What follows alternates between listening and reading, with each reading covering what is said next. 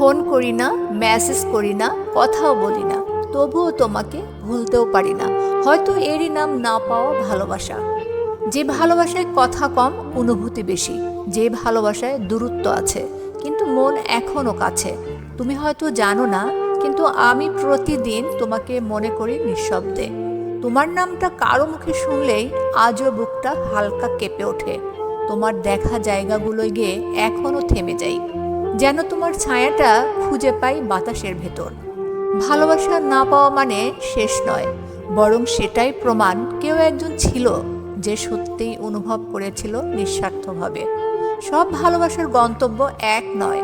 কিছু ভালোবাসা কেবল স্মৃতিতে বেঁচে থাকে, নিঃশব্দে, নিরবধি।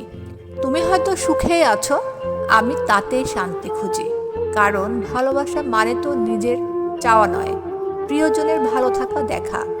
রাতের নীরবতায় কখনো কখনো তোমার মুখটা ভেসে ওঠে।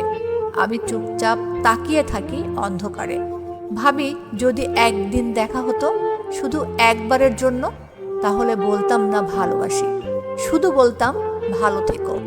কারণ সব ভালোবাসা প্রকাশ পায় না, কিছু ভালোবাসা শুধু অনুভবে বেঁচে থাকে। যেমন আমি এখনো বেঁচে আছি তোমার স্মৃতির আলোয়।